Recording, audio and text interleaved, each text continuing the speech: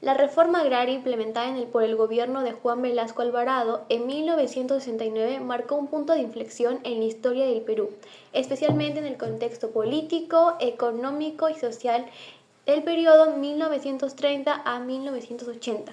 Este proceso surgió en respuesta a una estructura agraria profundamente desigual que prevalecía desde la época colonial, donde grandes haciendas concentraban las tierras a manos de pocos, mientras que la mayoría de los campesinos carecía de acceso a ella.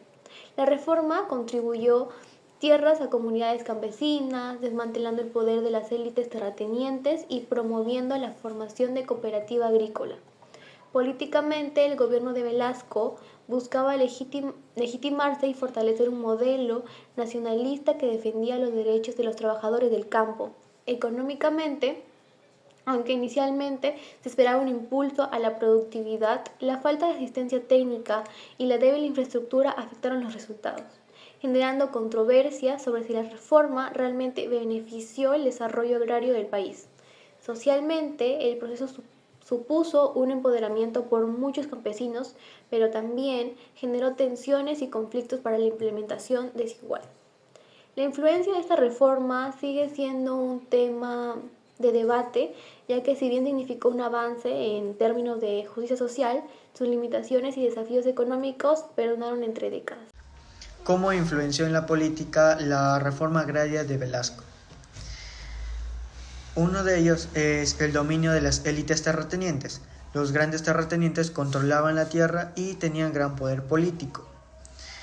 Otro de ellos es el movimiento de los campesinos.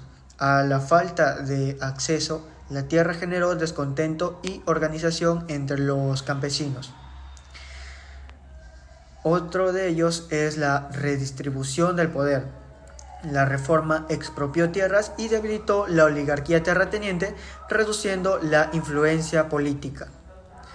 Otro es el fortalecimiento del Estado. El gobierno militar de Velasco tomó control del proceso de redistribución de las tierras y centralizó el poder en el Estado. Otro, cooperativas y comunidades campesinas. La creación de estas entidades permitió mayor participación política de los campesinos, aunque con la limitación debido a control estatal. Política populista. Velasco buscó acercarse a las clases populares dándoles mayor visibilidad en el sistema político. Otra de las consecuencias es el golpe contra Velasco.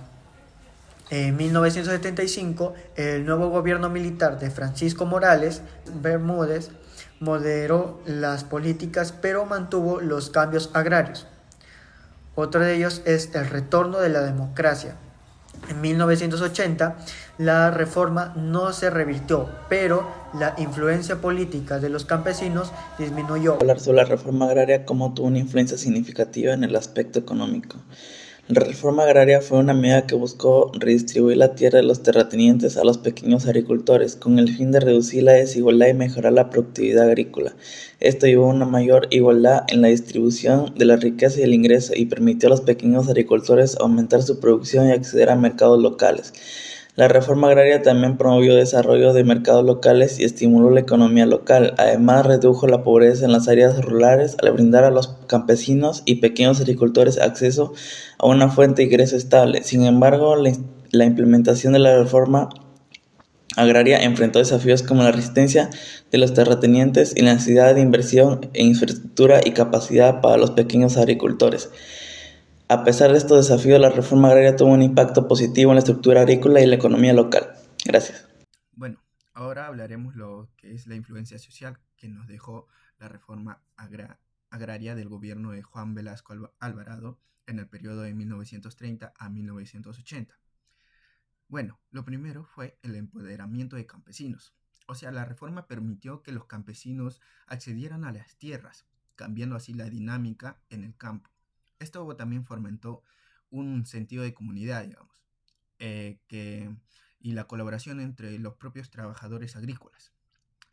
El segundo punto también sería lo que es las desigualdades persistentes. O sea que a pesar de la distribución, muchos campesinos enfrentaron problemas a la gestión de corporativas, lo que llevó a fracasos como en la producción y en conflictos internos. Punto número 3 sería la migraciones y urbanización.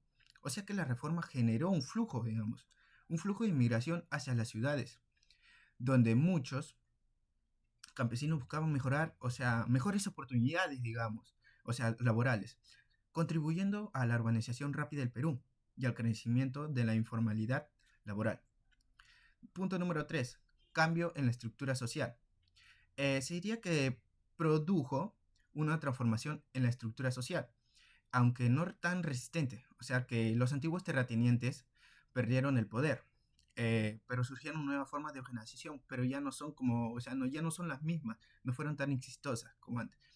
Y por último sería la reacción militar y política que persistió en sus épocas. O sea, la reforma generó la resistencia de sectores conservadores. O sea, así como algunos campesinos que no estaban preparados para la nueva organización, digamos, eh, también llevaban conflictos en varias regiones.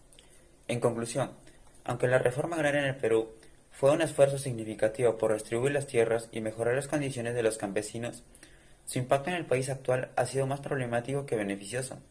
Si bien se logró debilitar el dominio de las élites terratenientes y promover una mayor justicia social, las deficiencias en su ejecución resultaron en una marcada caída de la productividad agrícola, agravando así la crisis económica y dividiendo las estructuras sociales rurales. Estas fallas no solo afectaron a la generación de entonces, sino que también dejaron un legado de pobreza y desigualdad en el campo, el cual persiste hasta el día de hoy. En lugar de consolidar un desarrollo sostenible en el sector agrario, la reforma dejó profundas divisiones y desafíos que siguen influyendo negativamente en el Perú actual. Recomendaciones en cuanto a la influencia política, es recomendable analizar cómo la redistribución de tierras afectó el poder político de las élites tradicionales y fortaleció el Estado. Además, es importante destacar la creación de cooperativas y comunidades campesinas y cómo se permitieron una mayor participación política de los campesinos, aunque con limitaciones. Desde el punto de vista económico, la reforma tuvo un impacto significativo en la productividad agrícola y la económica rural. Es fundamental investigar tanto los avances como los desafíos enfrentados durante este proceso. Evaluar el impacto de la reforma en el desarrollo económico del país y la modernización de la agricultura proporciona una visión integral del fenómeno. Finalmente, para comprender las consecuencias sociales, es recomendable examinar cómo la reforma influyó en las condiciones de vida de los campesinos y la estructura social.